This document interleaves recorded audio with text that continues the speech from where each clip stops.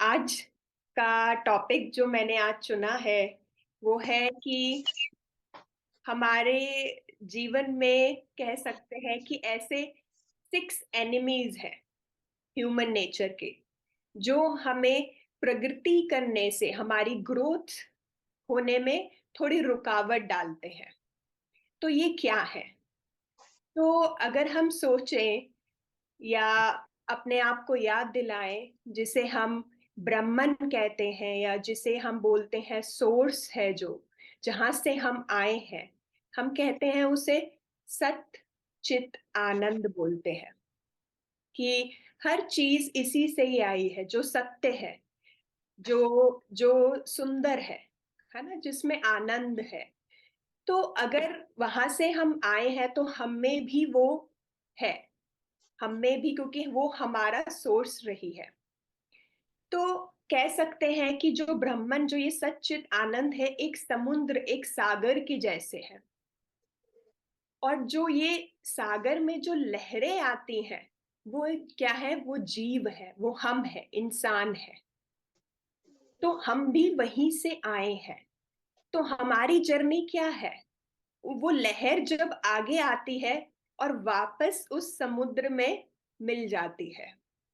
हमारी भी जर्नी यही है कि जहां से हम आए हैं, हमें वहीं वापस जाना है, उसी चेतना में विलीन होना है, उसके साथ एक हो जाना है। यही हम सबका मूल आधार या मूल पर्पस होता है, धरती पर जन्म लेने का। यही एक सर्कल हम करते हैं कि जब धरती पर हम नीचे आते हैं, हमारा यही काम होता है कि हम वापस उस सोर्स के साथ जुड़े।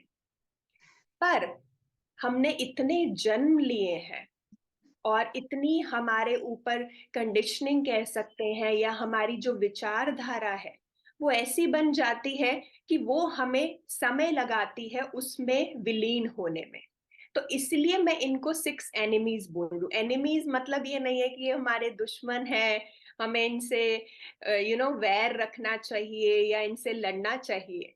एनिमीज ये बता रहे हैं कि इसमें कोई गलत बात नहीं है।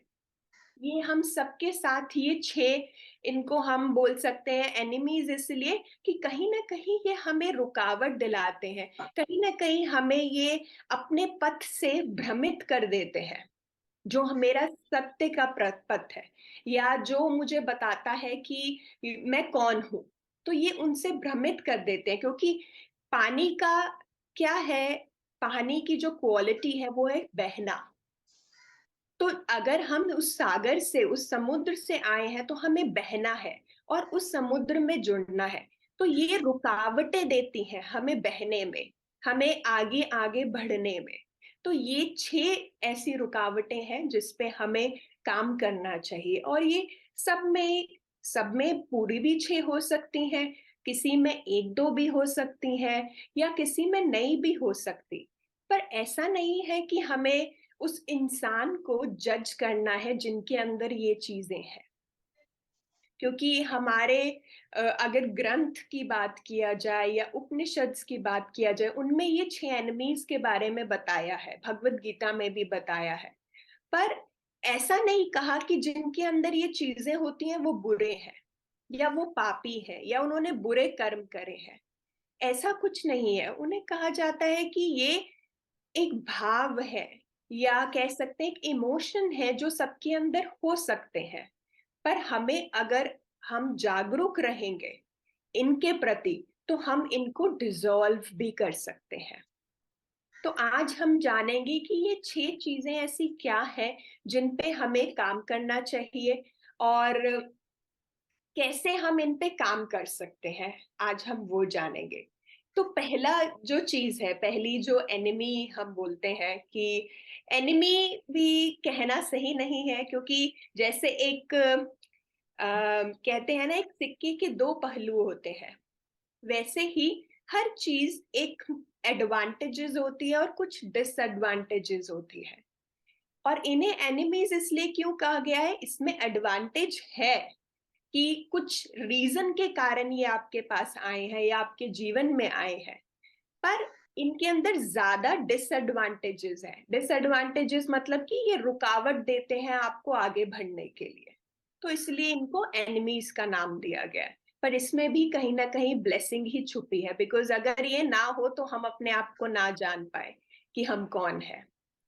तो पहला जो एनिमी है ह्यूमन नेचर का, वो है जिसको बोलते हैं हम काम। काम क्या है? डिजायर्स जिनको कहा जाता है।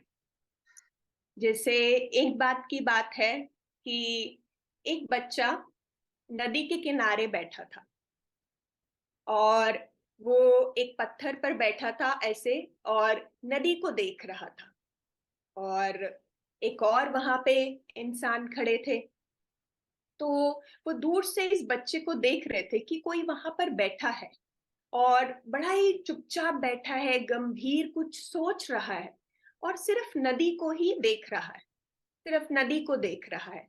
तो वहां खड़े आदमी ने थोड़ी देर देखा उस बच्चे को, तो उसके अंदर आया कि बहुत देर हो गई है, 15 मिनट निकल गए, वो बच्चा तब भी वैसे ही बैठा हुआ है, नदी को ही देख ही जा रहा है, कहीं नहीं कुछ कर रहा।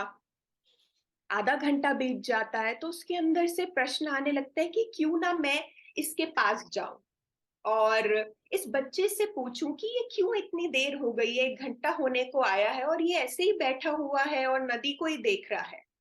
तो शायद ये दुखी है या इसके मन में कुछ चल रहा है, तो उसका मन करता है उसके पास जाने के लिए। और वो उस बच्चे के पास जाता है और बच्चे से पूछता है कि क्या हुआ, तुम्हें कोई तकलीफ है या तुम्हें कोई परेशानी है, तुम ऐसे गंभीर कुछ सोच रहे हो। तो वो बोलता है कि हाँ, मेरे को ना उस पार जाना है। तो बोलते हैं अच्छा ठीक है। तो कह रहा मैं इंतजार कर रहा हूं कि ये पानी कब रुकेगा और मैं कब पार जाऊंगा। तो दोस्तों ऐसे ही हमारी डिजायर्स हैं। हमें लगता है कि ये जब पूरी हो जाएगी ना, तब मैं ध्यान करूंगा या मैं अध्यात्म के बारे में जानूंगा। पहले मेरा घर बन जाए। घर बन जाता है, फिर लगता है नहीं नहीं नहीं नहीं, अभी तो मुझे गाड़ी लेनी है, पहले गाड़ी हो जाए, फिर मैं अपने आप को जानूंगा। फिर लगता है नहीं नहीं, अब शादी हो जाए, फिर बच्चे हो जाएं, फिर बच्चों की पढ़ाई हो जाए, फिर बच्चों की शादी हो जाए, फिर बच्चों के बच्चे हो जाए, और फिर हमारा ही समय आ जाता है जाने का। तो डिजायर्स जो है फ्रेंड्स, ये नदी के जैसी है। हमें लगता है कि डिजायर्स कभी खत्म होंगी तब मैं कुछ करूंगा, पर डिजायर्स कभी खत्म नहीं होती। एक आती है, फिर दूसरी आ जाती है। वो नदी के पानी के जैसी है, जो हमेशा बहती रहती है, पर हम इंतजार करते रहते हैं कि कब वो खत्म होगी या मेरी कब वो डिजायर्स पूरी होंगी, तो मैं अपने आप को जानूंगा। तो डिजायर्स फ्रेंड रखना बुरी बात नहीं है, पर डिजायर्स के साथ जब हम अटैच्ड हो जाते हैं, जब हमें लगने लगता है कि नहीं, ये ही है सब कुछ, ये पहले मुझे मिलना चाहिए, और हमें लगता है अगर ये मेरे से छिन गया तो मैं कैसे रह पाऊंगा, तो मैं इतनी अटैच हो जाती हूँ अपनी इच्छाओं के साथ, अपनी डिजायर्स के साथ, तो मैं अपने आप को ही भूल जाती हूँ। मेरा अभी फोकस कहाँ है? आउटर वर्ल्ड में है, बाहरी वर्ल्ड में, कि अच्छा बाहर गाड़ी होनी चाहिए, घर होना चाहिए, पैसा होना चाहिए, है ना, वेल बीइंग होना चाहिए। तो पर जो सबसे इम्पोर्टेंट डिजायर है फ्रेंड्स, वो हम भूल जाते हैं। और वो डिजायर क्या है, कभी कभी हम भूल भी जाते हैं या हमें याद होता है तो हमें लगता है वो अभी समय नहीं है उसको पूरा करने का, वो तो जब हम बुजुर्ग हो जाएंगे, जब हमारे पास खाली समय होगा, मैं उस चीज को तब पूरा करूंगा। और कभी कभी लोगों के अंदर ये इच्छा भी नहीं पता होती कि हम क्या है। मेन जो डिजायर होनी चाहिए फ्रेंड्स, वो होनी चाहिए अपने आप को जानने की, कि मैं कौन हूं, मेरा उद्देश्य क्या है इस धरती पर आने का। हम इस डिजायर को सबसे एंड में रखते हैं और दूसरी डिजायर्स पे अपना फोकस रखते हैं। तो हमें यही अपने आप से पूछना है कि क्या है ऐसी चीज एंड में, कि क्या ऐसी इंपॉर्टेंट चीज है जिसके लिए ये नहीं है कि मुझे काम नहीं करना चाहिए, मुझे अपनी डिजायर को पूरी नहीं करना चाहिए, पर अल्टीमेट जो मेरी मोस्ट इम्पॉर्टेंट डिजायर है, मुझे उस पे भी काम करना चाहिए। और वो काम है अपनी ट्रू सेल्फ को जानना, कि मैं कौन हूं, अपने आप को पहचानना। क्योंकि हम क्या करते हैं, दूसरी डिजायर्स को पूरी करने के लिए इनको पीछे रख देते हैं।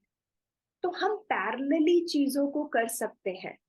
हम चीजों को, जो डिजायर है, जिस जो आप जीवन में जो इच्छाएं पूरी करना चाहते हैं, अपने बच्चों को देना चाहते हैं, अपने आप को जो देना चाहते हैं, वो दीजिए।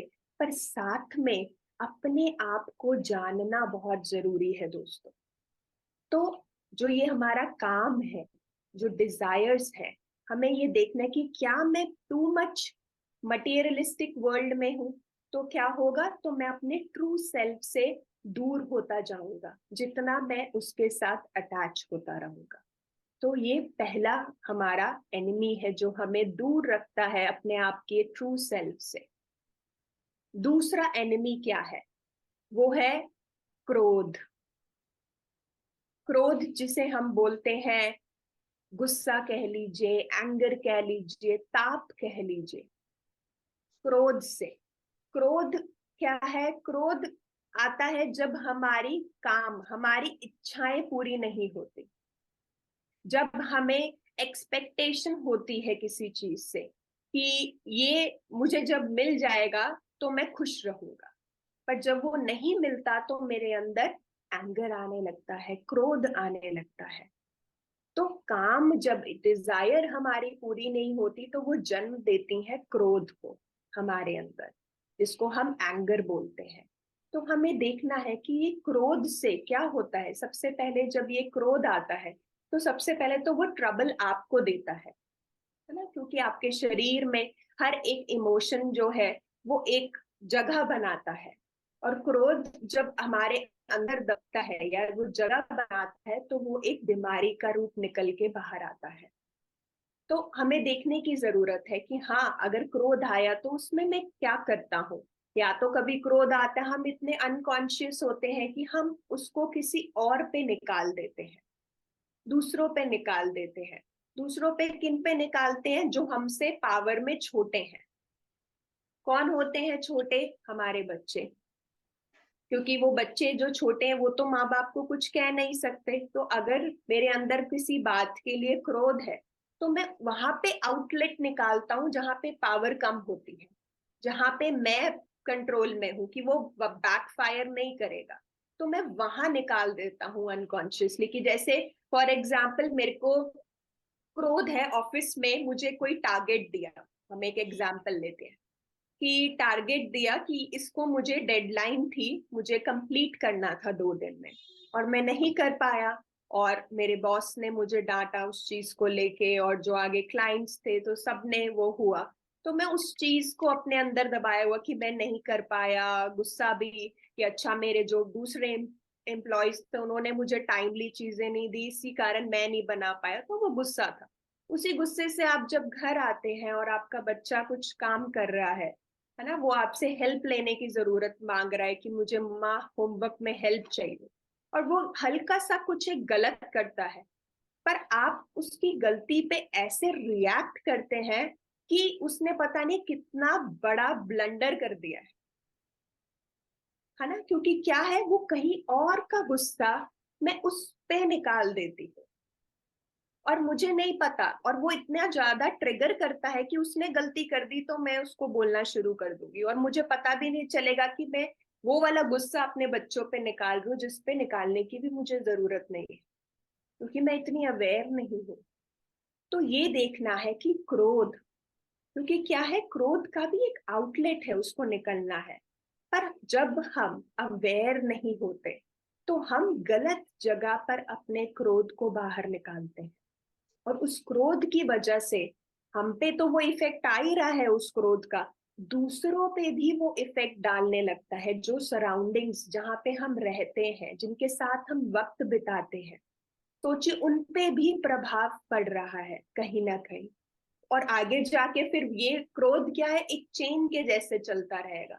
फिर वो बच्चा अपने आगे कुलीग, जो बच्चे के फ्रेंड है, क्योंकि वो इक्वल है, या बच्चे से छोटा भाई होगा वो उस पे वो गुस्सा निकाल देगा, क्योंकि उसके अंदर भी वो गुस्सा आ गया कि मम्मी ने मुझे डांटा इतनी छोटी सी चीज पे, उसके माइंड में चल रहा है। फिर उसका कोई फ्रेंड या उसका छोटा भाई कुछ गलती करेगा, वो वैसे ही डांटेगा जैसे आपने उसको डांटा था, क्योंकि उसको समझ आता है कि जब ऐसी गलती होती है तो हमें ऐसे डांटना चाहिए।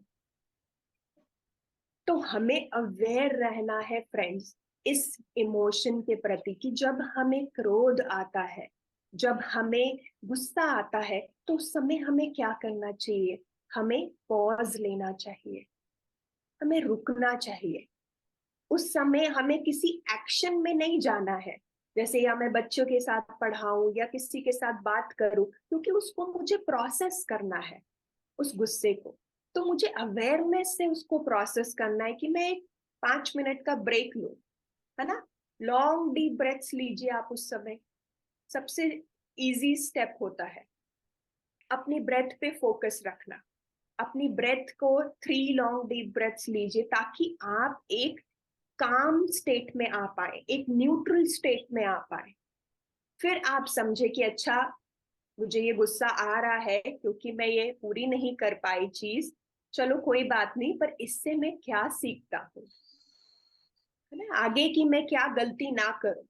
जो मैंने अभी प्रोजेक्ट कंप्लीट करने में करी, तो मुझे टाइमलाइन का देखना था कि शायद टाइम में सोचता रहा मैं कर लूंगा, उसको डिले करता रहा, बट ऐसा टाइम आ गया कि मुझे फटाफट करना पड़ा और वो नहीं हो पाया। तो आपको हर चीज का सोल्यूशन मिल सकता है जब आप अपने साथ बैठते हैं, उस सवाल को लेकर एक पॉज लेते हैं, एक रुकते हैं और अपना समय लेते हैं उसको प्रोसेस करने में। तो आप अपने इस क्रोध को एक ट्रांसफॉर्म कर सकते हो एक ब्यूटीफुल चीज में। फिर क्रोध क्या है, आपको एक नया आइडिया देगा, एक क्रिएटिविटी आपके भीतर लेकर आएगा कि अच्छा, मैंने ऐसे काम किया था, अगर मैं इसको ऐसे कर लूंगा तो ये और इफेक्टिव हो जाएगा। तो क्या है, एक क्रोध को आपने ट्रांसफॉर्म कर दिया एक बहुत ही सुंदर चीज। तो ये आपका सेकंड एनिमी होता है, क्योंकि ये कहीं ना कहीं जब हम क्रोध में आते हैं तो हमारा क्या होगा, अभी ये धीरे धीरे क्रोध, जैसे मेरे अंदर एक सीटी, जैसे गैस पे हम कुकर रखते हैं ना, धीरे धीरे सीटी बजती है और एक आके फिर एकदम सीटी बज जाती है। क्रोध भी ऐसे ही है। फिर वो अगर आप अंदर दबाते रहोगे या करते रहोगे तो एक टाइम ऐसा आएगा कि वो फटेगा। और वो फटेगा तो फिर जहां पर भी आप जाएंगे, आपका ऑरा ही वो क्रोध जैसा बन जाएगा कि लोगों को आपके ऑरा में रहकर ही लगेगा कि अरे, यहाँ आके तो मुझे एकदम घबराहट शुरू हो जाती है, क्योंकि कहीं ना कहीं वो मेरे अंदर इतना दबा हुआ है और मैं उसी को ही साथ लेकर जा रही हूँ। तो हमें इस पे काम करने की जरूरत है। और तीसरा जो एनिमी है वो है मोह का। मोह, जैसे काम, क्रोध और मोह। मोह क्या है, जिसको हम इल्यूजन बोलते हैं या डिल्यूजन भी बोल सकते हैं। मोह क्या कहता है हमें? मोह हमें ऐसी चीजों में लेकर जाता है जहां पे वो एक इल्यूजन के जैसे है। इल्यूजन क्या है, हमें लगता है हैप्पीनेस बाहर है, मेरे अंदर खुशी नहीं है, मुझे उसको बाहर ढूंढनी है। मुझे लगता है कि हाँ, ये अगर इंसान मेरे जीवन में आ जाएगा तो मेरे जीवन तो बहुत ही खुशहाल बन जाएगा। या जीवन में मुझे जब ये चीज मिल जाएगी, जब मैं एक कंपनी का सीईओ बन जाऊंगा, तो मैं खुश रहूंगा। ये क्या है, ये इल्यूजन है फ्रेंड्स, ये भ्रम है। क्योंकि हैप्पीनेस कहीं बाहर नहीं है। ये जो ब्लिस है, ये जो हैप्पीनेस जिसको आप बाहर ढूंढ रहे हो, ये आप ही के कहीं ना कहीं, कहीं ना कहीं नहीं, आप ही के भीतर है, कहीं नहीं है।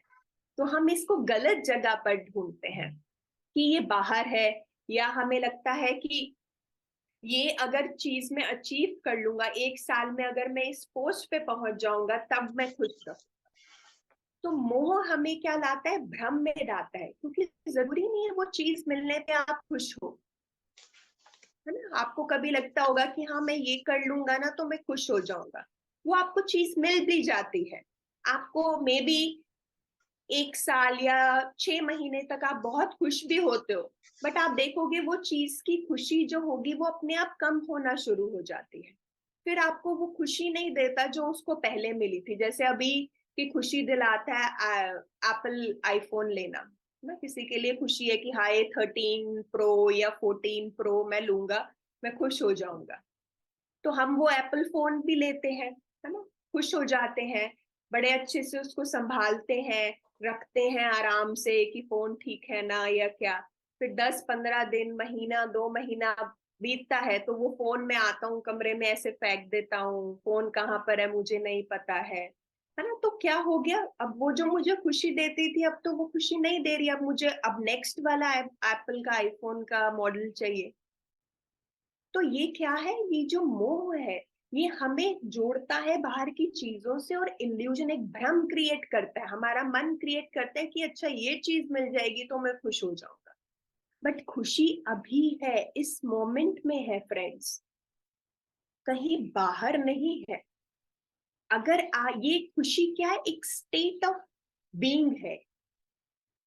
कोई चीज नहीं है जिसको आप खरीदोगे वो चीज आपको खुशी दे देगी। ये चीज है एक स्थिति, एक मन की स्थिति। अगर आप कम में भी, जैसे एक बेगर को देख लीजिए, वो जितना उसके पास है वो उतने में भी खुश हो सकता है, और कोई जो मिलेनियर होगा उसके पास सब कुछ है वो तब भी नहीं खुश होगा। तो पैसे से ये खुशी तो बिल्कुल ही नहीं हम नाप तोल सकते कि जितना पैसा उतनी खुशी, ऐसा नहीं है। ये इक्वेशन गलत है। जैसे मैंने आपको बोला कि एक बेगर खुश है, एक मिलियनियर खुश नहीं है, इसका मतलब पैसे से खुशी नहीं तोली जा सकती। खुशी क्या है, खुशी एक स्थिति है कि जितना आपके पास है आप उसमें भी खुश हो। एक मन की स्थिति को रखना, एक स्टेट ऑफ माइंड, एक स्टेट ऑफ कॉन्शियसनेस है ये। तो हमें ये बताना है कि खुशी कहीं बाहर नहीं है, मेरे अंदर है। ये मेरा अभी का डिसीजन, आपको चॉइस बनानी है कि मुझे खुश रहना है कि या मुझे ऐसे ही कुड़ते रहना है जैसे मैं कुड़ती आई हूँ, या हमेशा मैं जो गॉसिप करती आई हूँ वैसे ही करते रहना है, कि मुझे कुछ अलग करना है। जब आप अपनी स्थिति को, अपने पर्सपेक्टिव को चेंज करते हो, आप देखोगे वर्ल्ड चेंज हो जाएगा। तो तीसरा एनिमी हमारा है ये मोह का, इल्यूजन का। तो हमें इससे ऊपर निकलना है कि कहीं मैं इल्यूजन्स में तो नहीं फंस रहा कि हाँ अगर मेरे रिश्ते अच्छे होंगे तो मैं खुश होंगी, ये चीज मिल जाएगी तो मैं खुश होंगी। तो अपने आप को कहना है कि खुशी कहीं बाहर नहीं है, चीजों पर निर्धारित नहीं है। खुशी का केंद्र मैं हूँ, मेरे भीतर है। और जब मैं अपने केंद्र के साथ, अपने साथ जुड़ जाता हूँ, तो मैं अपने आप खुश रहने लगता हूँ। फिर मैं खुशी कहीं बाहर किसी स्थिति में, किसी वस्तु में, किसी लोगों में नहीं देखता। तो ये है तीसरा। चौथा, चौथा हमारा एनिमी क्या है, जब हम काम पर, लोभ पर, है ना, अब लोभ है, मोह के बाद आता है लोभ। लोभ क्या है, फोर्थ एनिमी है हमारा, जिसको बोलते हैं ग्रीडीनेस। कि ग्रीडी, हमें लगता है कि अब ये मिल गया, अब एक और हो जाना चाहिए, एक गाड़ी हो गई तो एक और होनी चाहिए, एक घर हो गया तो एक और बन जाना चाहिए, है ना। तो क्या है, ग्रीडीनेस में हम क्या करते हैं कि हम हमेशा मोर मोर मोर मोर पे फोकस रखते हैं। I want more, I want more, है ना। खाना भी हम होर्डिंग करके रखते हैं, फ्रिज में पूरा भर के रखते हैं, चाहे हम एक हैं घर पे खाने वाले या दो हैं, पर ऐसा खाना होगा 20 लोगों के लिए कि कम ना पड़ जाए, कम ना पड़ जाए, मुझे और लेना है। कपड़े 10 जोड़ी है पर और लेने हैं, जूते और लेने हैं। तो ये क्या है, हमें डिफरेंस फ्रेंड देखना है नीड और ग्रीड में। कि जो भी चीज के पीछे आप भाग रहे हैं, आप देखिए क्या ये ग्रीड है या फिर नीड है। क्या ये आपकी जरूरत है, या आप ग्रीड के लिए चाह रहे हैं कि हाँ मेरे फ्रेंड के पास इस टाइम में 2 गाड़ियां हो गई थी तो मेरे पास भी होनी चाहिए, या उसके पास ऐसा स्टेटस है तो मेरे पास भी होना चाहिए, या उसके पास 2 थी मेरे पास 3 होनी चाहिए। पर एक से भी गुजारा हो सकता है। तो जरूरत पे फोकस लाए, अपने आप से पूछे, जब भी ऐसी चीज आए अपने आप से पूछे कि क्या ये मेरी सच में जरूरत है इस समय, कि जिसके पीछे मैं भाग रही हूँ, जिसको मैं लेना चाह रही हूँ, जिसको मैं अचीव करना चाह रही हूँ, कि ये ग्रीड की वजह से आ रही है। अगर ग्रीड की वजह से आ रही है तो मुझे उसको लेट गो करने की जरूरत है कि नहीं, मैं इसमें भी संतुष्ट हूँ। मेरे पास एक फोन है, सफिशिएंट है, बात ही करनी है, मैं एक रख सकती हूँ, जरूरी नहीं है मुझे दो तीन फोन रखने की जरूरत है। फिर वो ग्रीड की बात आ गई। जब हम हर चीज को नीड और ग्रीड में देखने लगेंगे फ्रेंड्स, आप देखेंगे कि आपका जीवन कितना सिंपल, कितना साधारण और कितना संतुष्ट होगा। क्योंकि जो आपके पास है वो भरपूर है। एक घर के नीचे रहना, क्योंकि हम देखिए जो हम सामान इकट्ठा कर रहे हैं इस जीवन में, क्या हम वो लेकर जाएंगे? क्या वो हम लेकर जाएंगे? अपने आप से ये प्रश्न करिए, क्या ऐसी चीज है जो मैं यहां से लेकर जाऊंगा?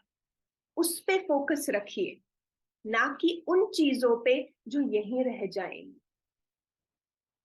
तो क्या आपके साथ जाएगा? आपकी आत्मा।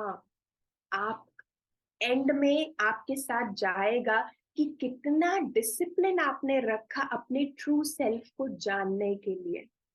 आपके साथ जाएगा कि कैसे आपने हैप्पीनेस और पेन के प्रति इक्वानिमिटी रखी।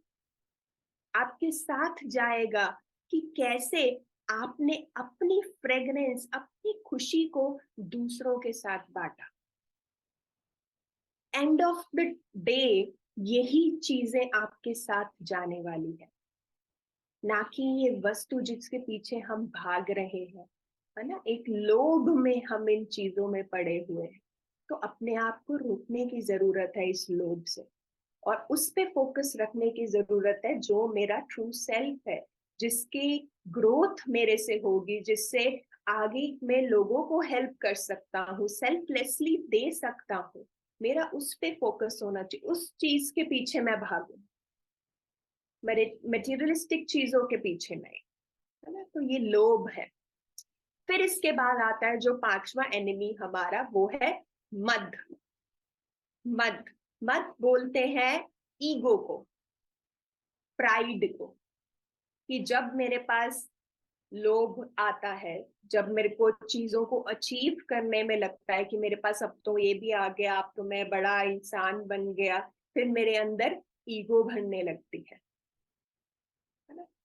अ, ऐसे मेरे दादू ऐसे कहानी सुनाते थे कि जब जब मतलब वो एक मतलब बहुत घोड़े हमारे पीछे, मेरे परदादा वगैरह बहुत ही वेल एजुकेटेड और उनके पास पैसे या घोड़े उस समय हुआ करते थे।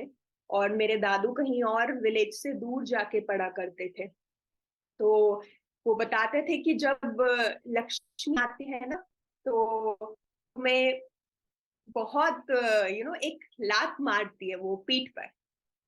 तो आप ऐसे हो जाते हो सीधे कि वाह, लक्ष्मी आ गई, अब तो मेरे अंदर वो ईगो आ गई। तो वो इंसान जैसे कि उनके पास पैसे थे, तो कोई और इंसान जो आदमी उनके नेबर्स में रहते थे, तो वो उनको जी करके बोलते थे कि साहब जी आप ये हैं वो है। तो मेरे दादू बोलते थे हाँ जी हाँ जी ठीक है। फिर धीरे धीरे उन नेबर के पास पैसे आने शुरू हो गए, तो साहब जी से वो उनको बोलने लग गया कृष्ण जी। मेरे दादू का नाम था कृष्ण जी। तो वो कृष्ण जी बोलते थे, मेरे दादू ने कहा हाँ जी चलो कोई नहीं, जैसे आप नमस्ते कृष्ण जी कहने लग गए वो। फिर वो थोड़े और उनका औधा बढ़ने लगा, तो वो कृष्ण पर आ गए कि और कृष्ण आप ठीक हैं? तो मेरे दादू बोलते थे हाँ जी हम ठीक है। तो कहते हैं ना कि जब लक्ष्मी आती है तो आपको एक पीठ पे वो ईगो आ जाती है, आप से सीधे ऐसे खड़े हो जाते हो, ऊपर की ओर दिखते हो, आपको कुछ और नहीं दिखता। पर जब वो वापस जाती है, तो मेरे दादू कहते थे कि वो पेट पे लात मार के जाती है लक्ष्मी। तो आप ऐसे झुक जाते हो, है ना, कि अरे अब क्या हो गया, क्या रह गया। तो लक्ष्मी का आना ना, हमारे अंदर हमें देखने की जरूरत है कि क्या मैं अभी भी ग्राउंडेड हूँ, या मेरे अंदर वो ईगो आ जाती है। ईगो ना सिर्फ लक्ष्मी को लेके, ईगो आती है सरस्वती को लेकर भी। जब हमारे पास विजडम, जब हमारे पास ज्ञान आने लगता है, तो मुझे लगता है मेरी नाक ऊपर हो गई, मुझे तो सब पता है, मुझे मत बताओ। मेडिटेशन 20 साल से कर रहा हूँ, मुझे थर्ड आई एक्सपीरियंस है, मुझे एस्ट्रल ट्रैवल होता है। इन लोगों को क्या पता जिन्होंने अभी तक ध्यान नहीं करना शुरू किया, ये मेरी बातों को नहीं समझ पाएंगे। जब ये सवाल आ जाए कि ये मुझे समझ नहीं पाएंगे, तो समझ जाइए कि आपके अंदर ईगो आ चुकी है। जब हम अपने आप को एक सुपीरियर लेवल पर देखने लगते हैं और लोगों को इंफीरियर देखने लगते हैं, तो मतलब हमारे अंदर ये मद जिसको बोलते हैं, प्राइड, ईगो, ये आ चुकी है। वो किसी को लेके भी, पैसे को लेके, ज्ञान को लेकर, जब भी हमें लगे कि कोई मुझे समझ नहीं सकता, ये नहीं समझ पाएंगे मेरे चीजों को, अनुभवों को, तो क्या है, मैंने कहीं ना कहीं अपने को एक पेडेस्ट्रियन पे रख दिया है ना, कि एक स्तर पर रख दिया है मैंने, और उनको नीचे रख दिया है। तो कहीं ना कहीं ईगो है जो मुझे चॉप करने की जरूरत है। मुझे अपने आप को बताने की जरूरत है कि कोई सुपीरियर, कोई इंफीरियर नहीं है। हम सब वो हैं जो हम हैं। We are truly what we are.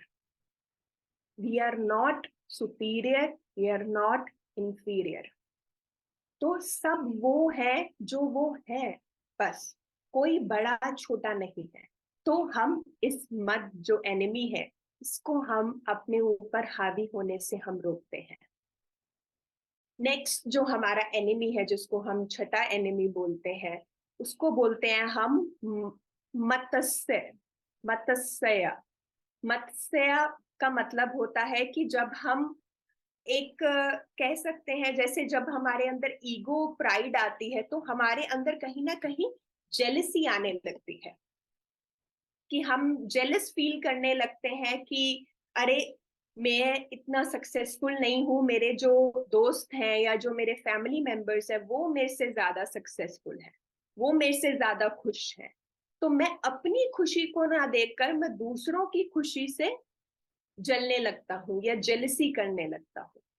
तो वो भी कहीं ना कहीं मुझे अपने ट्रू सेल्फ से दूर करने लगती है। जब हमारे अंदर ईर्ष्या का भाव आने लग जाए, जब हमें जेलसी होने लग जाए कि अरे, ये तो मैं इतना सीनियर था इस आध्यात्मिक उसमें, ये अभी नया आया, इसका इतना नाम हो गया, ये कैसे हो गया, है ना। हम बोलते हैं कि इतना एक्सपीरियंस, इन्हें क्या पता, ये तो अभी नए आए हैं इसमें करने के लिए, और मैं तो इतने सालों से हूँ, है ना। तो क्या है, कहीं ना कहीं हम कंपैरिजन करने लगते हैं और हमें लगता है कि नहीं, कि ये कैसे हो सकता है, ये तो मैं हूँ और मेरे अंदर है। तो दूसरों से हम ईर्ष्या भाव रखने लगते हैं, जेलसी रखने लगते हैं। तो हमें इस एनिमी पे भी काम करना है कि देखिए, दूसरों की खुशी देखकर अगर मुझे अपने ऊपर क्वेश्चन मार्क आ रहा है, तो मतलब मुझे अपने ऊपर काम करने की जरूरत है। कि उनकी खुशी को देख के मैं ये सोच रहा हूँ कि देखो मेरा क्या होगा, मैं तो अभी तक कुछ नहीं कर पाया, मैंने तो कुछ जीवन में अचीव नहीं कर पाया, वो देखो इतने में कहाँ पहुंच गए। तो क्या है, कहीं ना कहीं मैं उस विशियस सर्कल में जा रहा हूँ जेलसी के।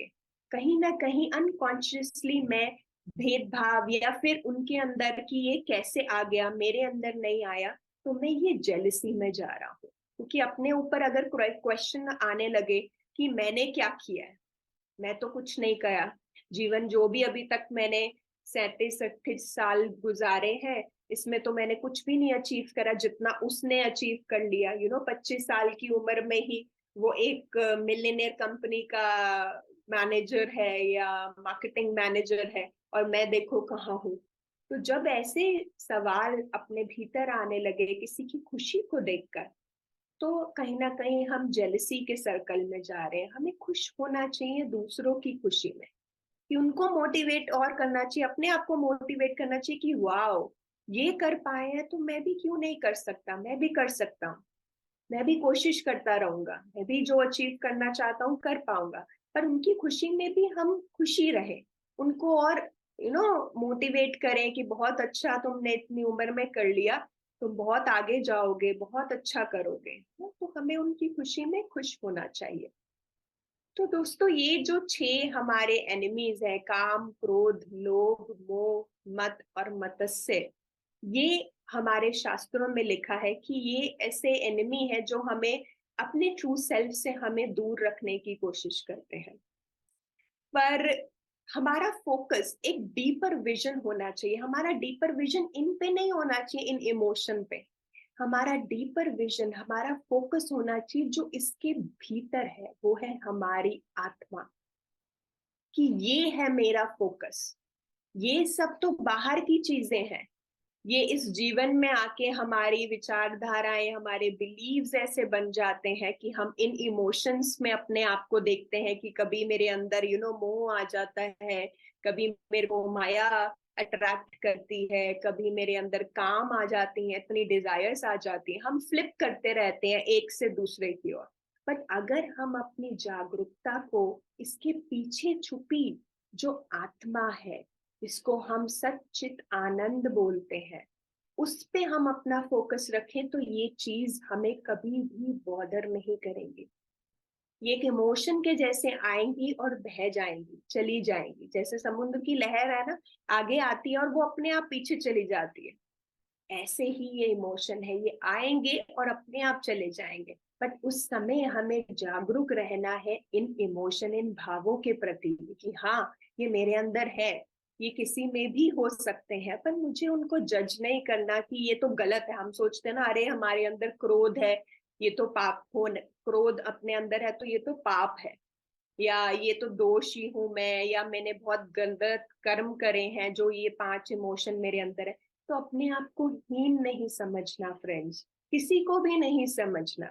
तो जैसे मैंने कहा, हमारा फोकस अपने पे रहेगा तो अपने आप ये चीजें डिसॉल्व होने लगती है।